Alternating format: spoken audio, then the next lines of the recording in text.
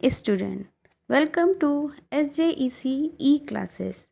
बच्चों, मैं शालिनी मिश्रा। आज हम हिंदी साहित्य में पुस्तिका वाटिका के माध्यम से सूरदास जी के द्वारा रचित श्री कृष्ण के बाल वर्णन को पढ़ने जा रहे हैं। सूरदास जी ने श्री कृष्ण की बाल लीलाओं का बहुत ही मनोहारी वर्णन किया है। वे श्री कृष्ण के अनन्य भक्त माने जाते हैं और उन्होंने श्री कृष्ण के अद्भुत रूप सौंदर्य का वर्णन अपने पदों में किया है। तो चलिए अब हम पढ़ते हैं श्री कृष्ण द्वारा रचित पद। मैया मोरी मैं नहीं माखन खायो। अब प्रस्तुत पद में श्री कृष्ण के मुख पे लगा हुआ माखन देखकर जब माता यशोदा उनसे पूछती हैं, उन्हें डांटती हैं, डपटती हैं, तो श्री कृष्ण अपनी मनमोहक मुद्राओं से माता को लोभान्वित करते हैं और माँ से कहते हैं, माँ मैंने माखन नहीं खाया। भोर भयो गैयन के पाछे मधुबन मोहि पठायो। मैं सुबह ही जब आपके कहने से गायों के लेकर के मधुबन यानी जंगल में उन्हें चराने के लिए चला गया था। चार पहर बंसी बट भटक्यो सांझ परे घर आयो। और चार पहर यानी मैं सुबह का गया, सांझ होते तक मैं वहाँ पे गायों को लेकर भटकता रहा, इधर उधर घूमता रहा और अभी मैं घर आया हूँ। मैं बालक बहियन को छोटो छीको के ही विद पायो। और माँ मैं भला माखन कैसे खा सकता हूँ, मैं तो इतना छोटा सा बालक हूँ और देखो मैं छोटा भी हूँ और मेरी बाहें भी कितनी छोटी हैं।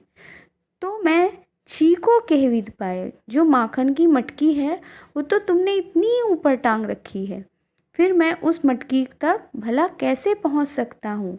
माँ मैंने माखन नहीं खाया। मैं कह चुका हूँ कि मैं तो सुबह से ही घर से चला गया था गायों को लेकर के उन्हें चराने के लिए और मैं अभी अभी वहाँ से आया हूँ। और माँ देखो मैं तो तुम्हारा छोटा सा बालक हूँ, मेरी छोटी छोटी बाहें हैं, मैं इतनी ऊपर टंगी हुई माखन की मटकी नहीं पा सकता हूँ। ग्वाल बाल सब बैर परे हैं बरबस मुख लपटायो। आप श्री कृष्ण जी अपनी माता से कहते हैं कि माँ ये जो मेरे मित्र हैं, ये जितने भी ग्वाल मेरे बाल सखा हैं, इनको लगता है मुझसे कुछ बैर हो गया है, ये मेरे लिए बैर पाले हुए हैं। बैर मतलब मुझसे ये चिढ़ते हैं, कुछ ऐसा है जिसके कारण ये मुझसे बैर लिए हुए हैं। अब देखो माँ कि इन्होंने ज़बरदस्ती ये माखन जो है ये मेरे मुख पर लगा दिया है।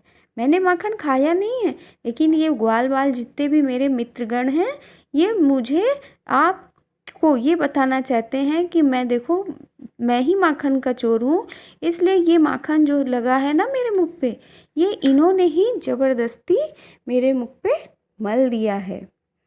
तू जननी मन की अति भोरी इनके कही पति यायो।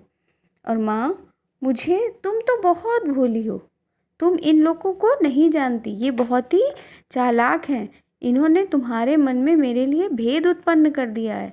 इसी कारण से माँ तुम मेरे को नहीं सुन पा रही, मेरी बात नहीं समझ पा रही हो, क्योंकि मैं जब कह रहा हूँ कि मैंने माखन नहीं खाया, लेकिन इनके कहने के कारण और इन्होंने जो किया है मेरे मुख पे ज़बरदस्ती माखन लगा के, इसको ही तुम सच मान रही हो, क्योंकि तुम बहुत भोली भाली हो और ये बात मेरे सखा जानते हैं। जी तेरे कछु भेद उपज है जानी परायो जायो। और माँ मुझे तो अब ऐसा प्रतीत हो रहा है कि इनके कहने के कारण तुम्हारे मन में भी मेरे लिए भेद उत्पन्न हो गया है, यानी तुम भी मुझे ये जान रही हो कि मैंने ही माखन खाया है और तुम इस बात को सच मान रही हो। लगता है कि तुम इन्हें अपना समझती हो और तुम मुझे पराया मान रही हो, जबकि मैं बार बार आपसे कह रहा हूँ कि मैंने माखन नहीं खाया, लेकिन अब मैं समझ गया कि मैं तुम्हारे लिए पराया हूँ और ये ग्वाल बाल की बातों को तुम सच मानकर मुझसे इसीलिए तुम बार बार पूछ रही हो कि तुमने माखन क्यों खाया। यहले अपनी लकुटी कमरिया बहुत ही नाच नचायो।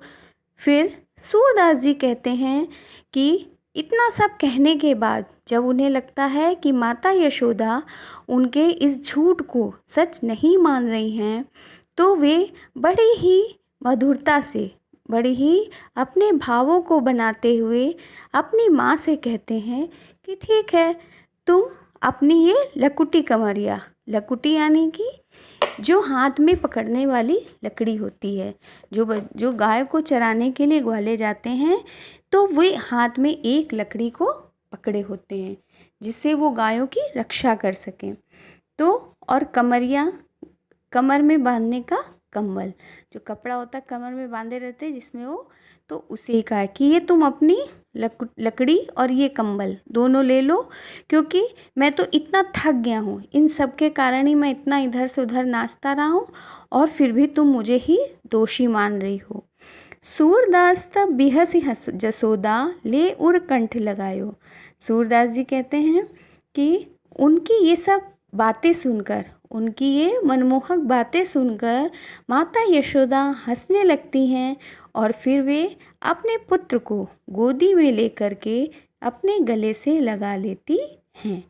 तो इस दोहे में, इस पद में श्री कृष्ण के रूप सौंदर्य का वर्णन के साथ साथ ये बताया गया है कि वो किस तरह से अपनी माता को अपनी बातों में उलझा रहे हैं ताकि माँ उनसे क्रोधित ना हो और उन पर गुस्सा भी ना करे। इसीलिए वे अपनी चलता से अपनी माँ को खुश करने की चेष्टा कर रहे हैं।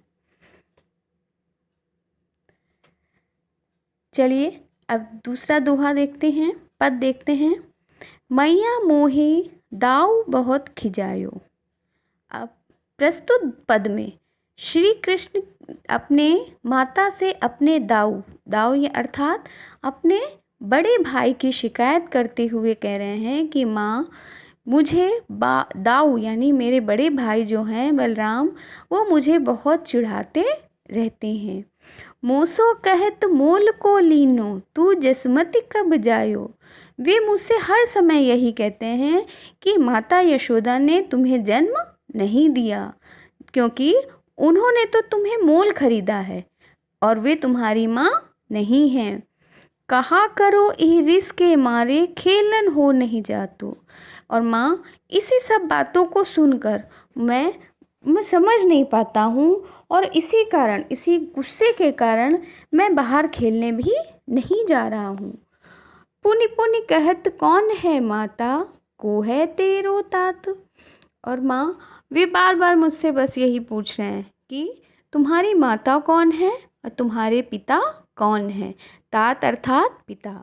तुम्हारी पिता कौन है, तुम किसके पुत्र हो, कौन माता है और कौन तुम्हारे पिता हैं।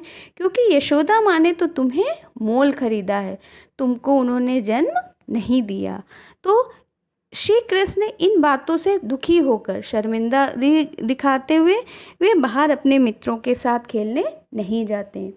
फिर अपनी यशोदा से वो फिर कह रहे हैं कि माँ, वे हर समय ये कहते हैं गोरे नंद जसोदा गोरी तो कत श्यामल गात, कि देखो, अगर तुम्हें नहीं ऐसा लगता तो खुद ही देखो कि यशोदा माता भी गोरी हैं और नंद बाबा भी गोरे हैं, फिर तुम क्यों सांवले हो। तुम्हारा रंग देखा है तुमने, वो दोनों तो इतने गोरे हैं और तुम सांवले। तो कहीं ऐसा होता है कि गोरे माता पिता का पुत्र सांवला हो, तो तुम्हें इस बात से खुद ही समझ लेना चाहिए कि वे तुम्हारी जन्मदात्री नहीं है, यानी वे तुम्हारी जन्म देने वाली माँ नहीं हैं। उन्होंने तुम्हें बाजार से पैसे देकर खरीदा है। चुटकी दे दे ग्वाल नचावत हंसत सभी मुस्कात। और माँ, ये सब सुन कर के मेरे जितने भी मित्र हैं, जो भी ग्वाल बाल सखा हैं, वे सब भी बहुत हंसते हैं और चुटकी बजा बजा के मुझे नाचने को कहते हैं। वे भी सब मेरे साथ छेड़खानी करते हैं, मुझे खिजाते हैं, मुझे परेशान करते हैं, इसलिए मैं बाहर भी खेलने अब उनके साथ नहीं जाऊंगा। तू मोही को मारन सीखी दाऊ कभी न खींचे। माँ, मुझे तो लगता है वो सच कहते हैं, क्योंकि मैंने ये देखा है कि कोई भी गलती होती है तो तुम मुझे ही मारती हो, मुझे ही गलत ठहराती हो, लेकिन तुम कभी भी दाऊ को यानी मेरे बड़े भाई बलराम जी को कभी भी तुम कुछ भी नहीं कहती हो, उनके ऊपर तुम कभी भी गुस्सा नहीं होती हो। मोहन मुख रिस की ये बातें जसमत सुन सुन रीझें। अब सूरदास जी कहते हैं कि माता यशोदा श्री कृष्ण के मुख से इस तरह की प्यारी प्यारी उल्हाना भरी बातें सुनकर मंत्रमुग्ध हो जाती हैं और उसी मंत्रमुग्धि यानी अपने पुत्र को देख करके वे उस पर रीझ जाती हैं। रीझ अर्थात वो प्रेम से भरीभूत हो जाती हैं और श्री कृष्ण से कहती हैं, सुनहु काना बलभद्र चबाई जनमत ही को धूत। कि हे काना, ये जो बलभद्र यानी बलराम है ये तो जन्म से ही ऐसा है, ये बहुत ही धूर्त है। ठीक है, ये बहुत ही धूर्त है और इसकी कभी भी बात को सही मत मानना। सूर श्याम मोहि गोधन की सो हो माता तू पूत। और हे श्याम, हे मेरे कान्हा, मुझे गोधन, गौ मतलब गाय और धन मतलब धन, यानी मैं अब गायों की सौगंध उठा करके कहती हूँ कि तुम मेरे पुत्र हो और मैं तुम्हारी माता हूँ। तुम ही मेरे पुत्र हो, मैंने ही तुम्हें जन्म दिया, मैंने तुम्हें मोल नहीं खरीदा। क्योंकि ये जो बलराम है ये तो जन्मजात का ही झूठा है, ये ऐसे ही झूठ बोलता है। ठीक है, और उसने झूठ बोल करके तुम्हें मेरे खिलाफ भड़काने की कोशिश की है। तुम उसकी बातों को बेटा सच मत मानना, क्योंकि मैं तुम्हारी माता हूँ और तुम मेरे ही पुत्र हो। ये सब बातें कह करके माता यशोदा उन्हें अपने गले से लगा लेती हैं। तो इन दोनों पदों में श्री कृष्ण भगवान की मनोहर छटा देखने को मिलती है। सूरदास जी ने इनके अनुपम रूप का अति सुंदर तरीके से वर्णन किया है।